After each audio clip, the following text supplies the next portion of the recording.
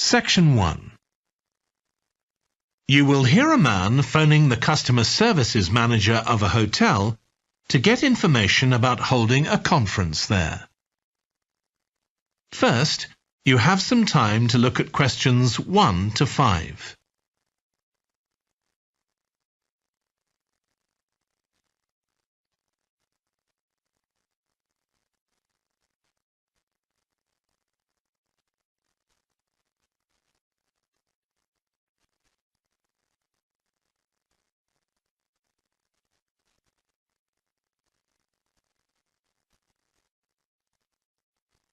You will see that there is an example that has been done for you.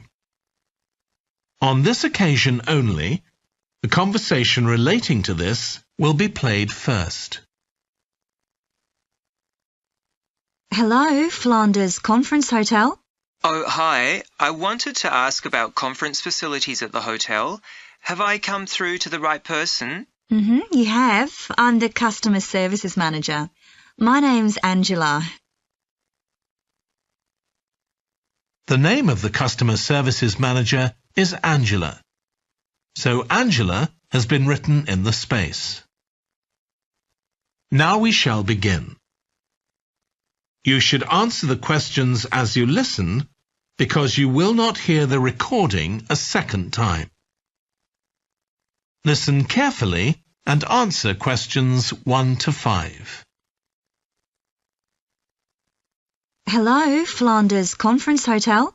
Oh, hi. I wanted to ask about conference facilities at the hotel. Have I come through to the right person? You have. I'm the customer services manager. My name's Angela. So, how can I help you?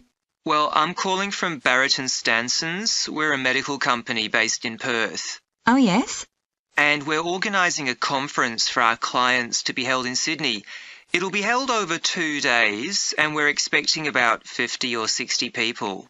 When were you thinking of having it? Sometime early next year, like the end of January.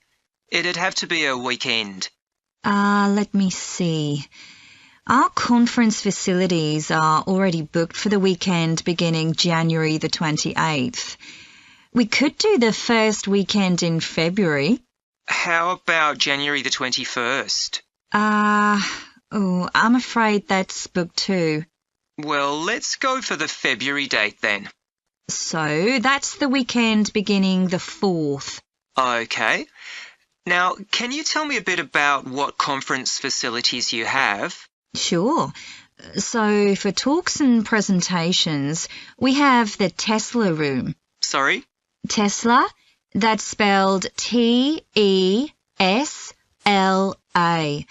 It holds up to 100 people, and it's fully equipped with a projector and so on.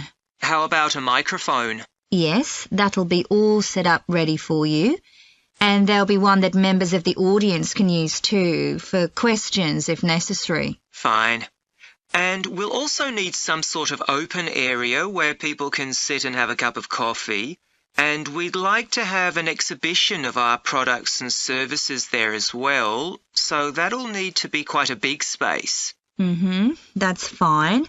There's a central atrium with all those facilities, and you can come before the conference starts if you want to set everything up. Great.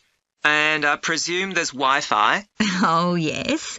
That's free and available throughout the hotel. Okay. Would you also like us to provide a buffet lunch?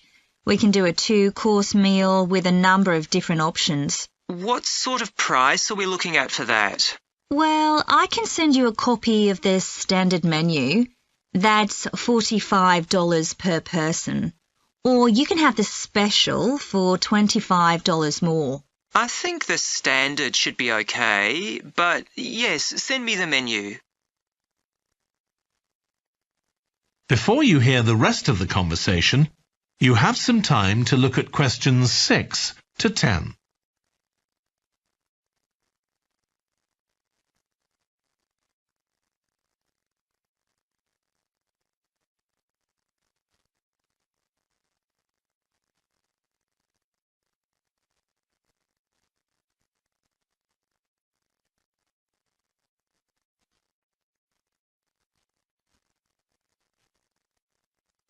Now listen and answer questions 6 to 10.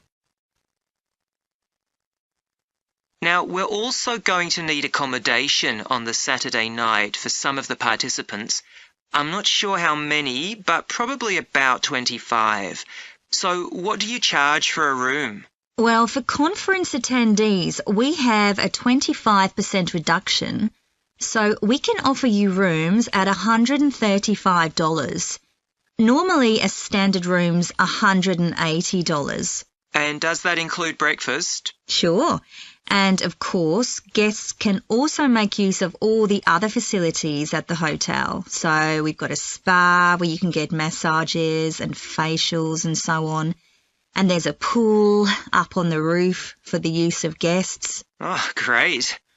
Now, what about transport links? The hotel's downtown, isn't it? Yes. It's about 12 kilometres from the airport, but there's a complimentary shuttle bus for guests.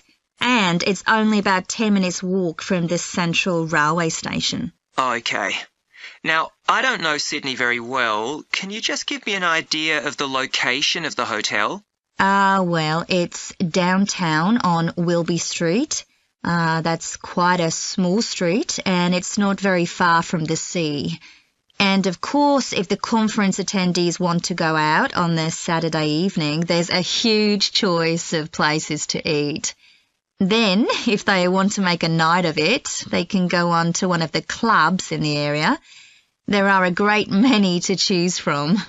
Okay.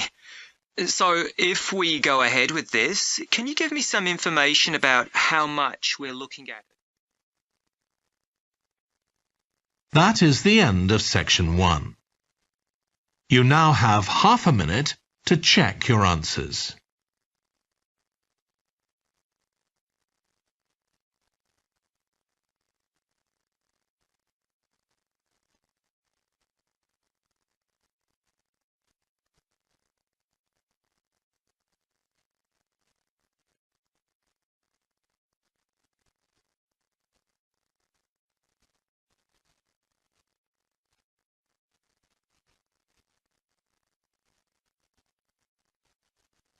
Now turn to section 2.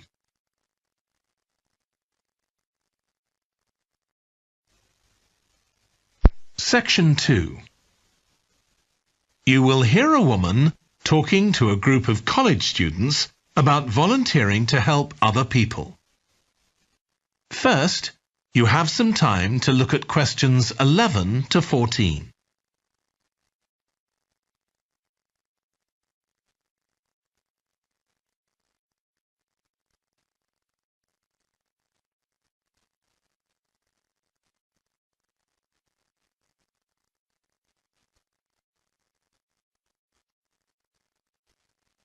Now listen carefully and answer questions 11 to 14.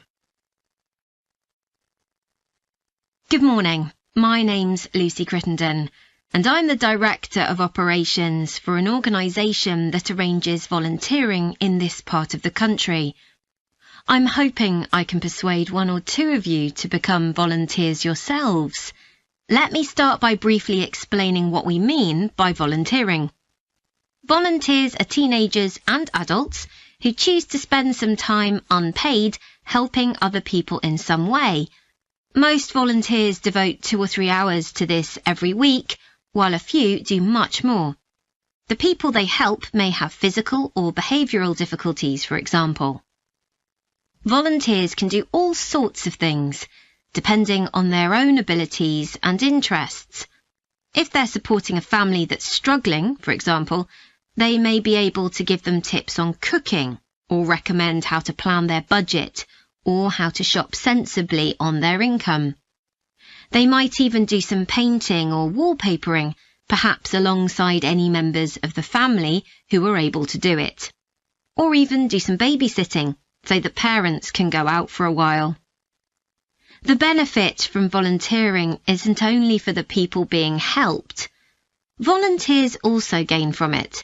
They're using their skills to cope with somebody's mental or physical ill health, and volunteering may be a valuable element of their CV when they're applying for jobs. Employers usually look favourably on someone who's given up time to help others. Significantly, most volunteers feel that what they're doing gives them a purpose in their lives. And in my opinion, they're lucky in that respect, as many people don't have that feeling. Before you hear the rest of the talk, you have some time to look at questions 15 to 20.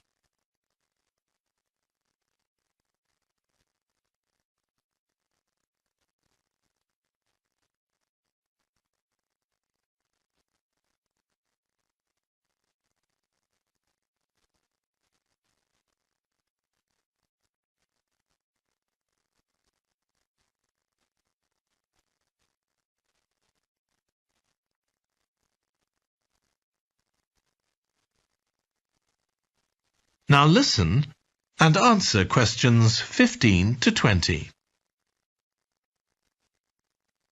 Now I'd like to tell you what some of our volunteers have said about what they do, to give you an idea of the range of ways in which they can help people. Habib supports an elderly lady who's beginning to show signs of dementia. Once a week they, along with other elderly people, go to the local community centre where a group of people come in and sing. The songs take the listeners back to their youth, and for a little while they can forget the difficulties that they face now. Our volunteer Consuela is an amazing woman. She has difficulty walking herself, but she doesn't let that stop her. She helps a couple of people with similar difficulties who had almost stopped walking altogether. By using herself as an example, Consuela encourages them to walk more and more. Min visits a young man who lives alone and can't leave his home on his own, so he hardly ever saw anyone. But together they go out to the cinema or to see friends the young man hadn't been able to visit for a long time. Tanya visits an elderly woman once a week. When the woman found out that Tanya is a professional dressmaker, she got interested. Tanya showed her some soft toys she'd made, and the woman decided to try it herself. And now she really enjoys it and spends hours making toys. They're not perhaps up to Tanya's standard yet, but she gains a lot of pleasure from doing it. Alexi is a volunteer with a family that faces a number of difficulties. By calmly talking over possible solutions with family members, he's helping them to realise that they aren't helpless and that they can do something themselves to improve their situation. This has been great for their self-esteem.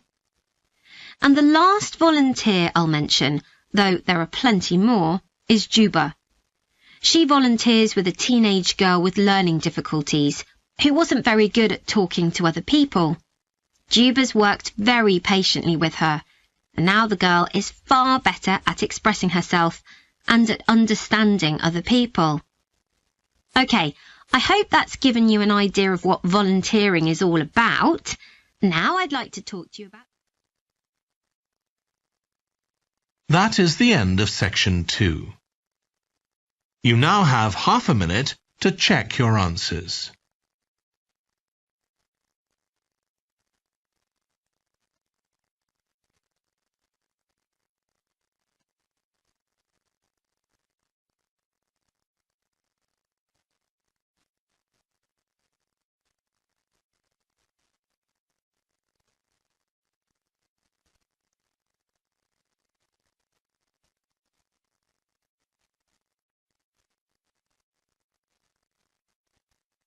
Now turn to section 3.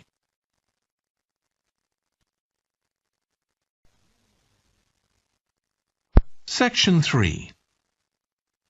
You will hear a trainee music teacher called Joe talking to his supervisor about the school marching band that he has been given responsibility for. First, you have some time to look at questions 21 to 26.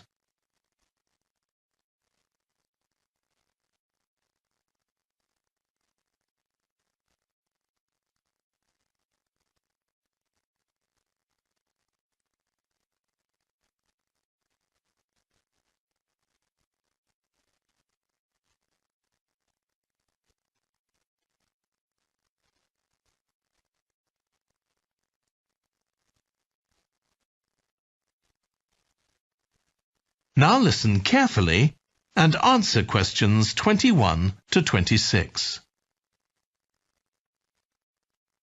So, how are you getting on with your teaching practice at the high school, Joe? Well, I've been put in charge of the school marching band, and it's quite a responsibility. I'd like to talk it over with you. Go ahead. You better start by giving me a bit of background. Okay. Well, the band has students in it from all years. So they're aged 11 to 18, and there are about 50 of them altogether.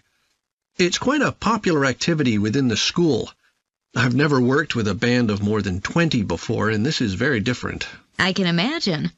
They aren't really good enough to enter national band competitions, but they're in a regional one later in the term. Even if they don't win, and I don't expect them to, hopefully it'll be an incentive for them to try and improve. Yes, hopefully. Well, now the town council's organizing a carnival in the summer, and the band has been asked to perform. If you ask me, they aren't really up to it yet, and I need to get them functioning better as a band, and in a very short time. Have you been doing anything with them? Apart from practicing the music, I mean. I played a recording I came across of a drummer talking about how playing in a band had changed his life. I think it was an after-dinner speech. I thought it was pretty inspiring, because being in the band had stopped him from getting involved in crime. The students seemed to find it interesting, too. That's good.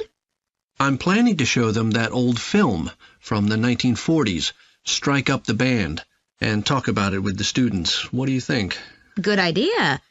As it's about a school band, it might make the students realize how much they can achieve if they work together. That's what I've got in mind. I'm hoping I can take some of the band to a parade that's going to take place next month. A couple of marching bands will be performing, and the atmosphere should be quite exciting. It depends on whether I can persuade the school to hire a coach or two to take us there. They sound like good ideas to me. Thanks. Before you hear the rest of the discussion, you have some time to look at questions 27 to 30.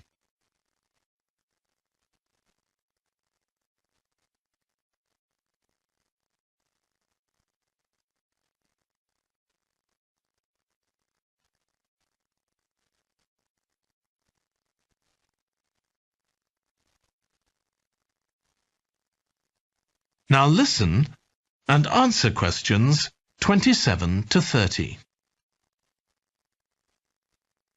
Can I tell you about a few people in the band who I'm finding it quite difficult to cope with?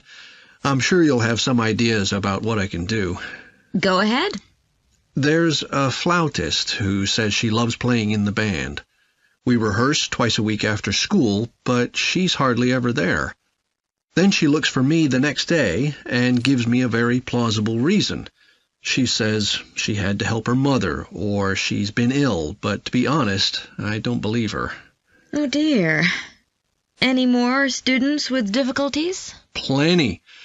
There's a trumpeter who thinks she's the best musician in the band, though she certainly isn't.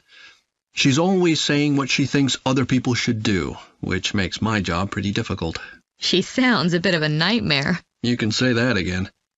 One of the trombonists has got an impressive sense of rhythm and could be an excellent musician, except that he has breathing difficulties, and he doesn't really have enough breath for the trombone.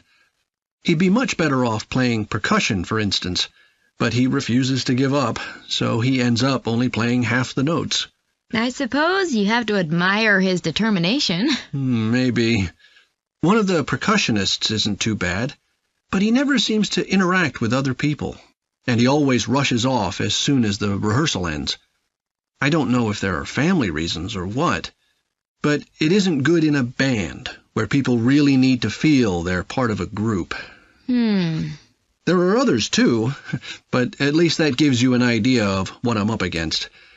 Do you have any thoughts about what I can do, Lizzie? That is the end of section 3. You now have half a minute to check your answers.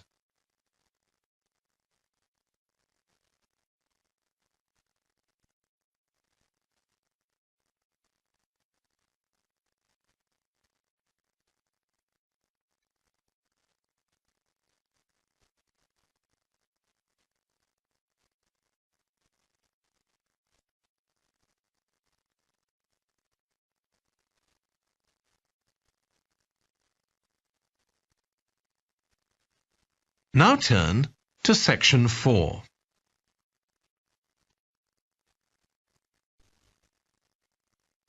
Section 4. You will hear a British University lecturer in music talking about concerts in an arts festival. First, you have some time to look at questions 31 to 40.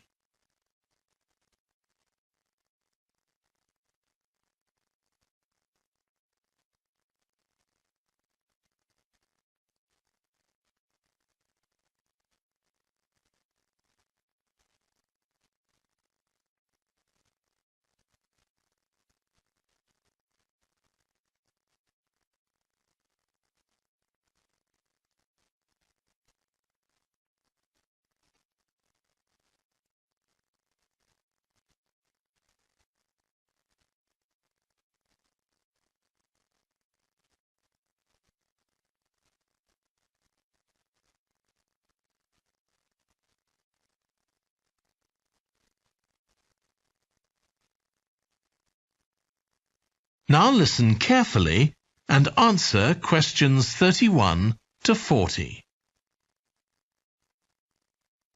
As you all know, the university is planning an arts festival for later this year, and here in the music department we've planned 3 concerts.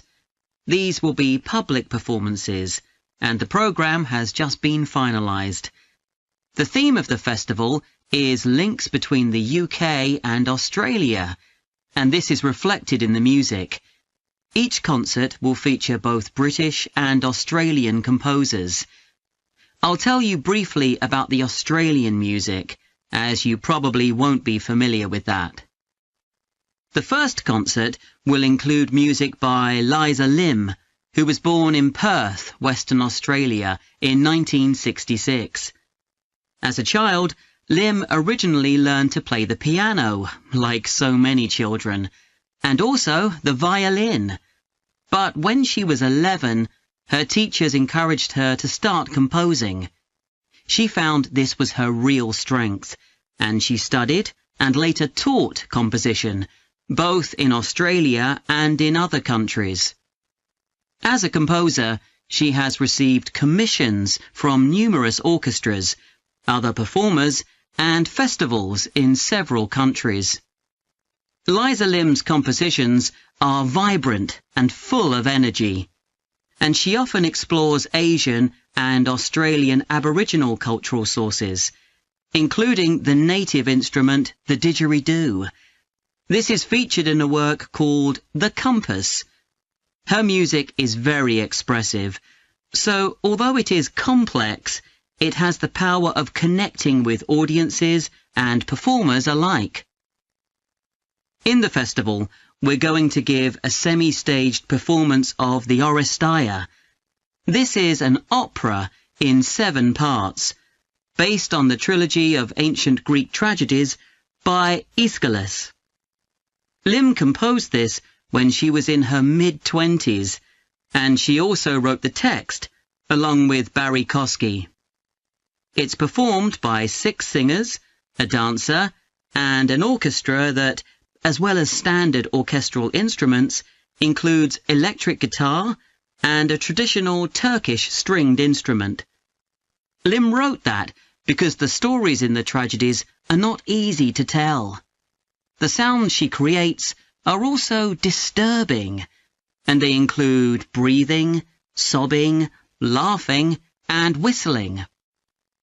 The work lasts around 75 minutes, and the rest of the concert will consist of orchestral works by the British composers Ralph Vaughan Williams and Frederick Delius.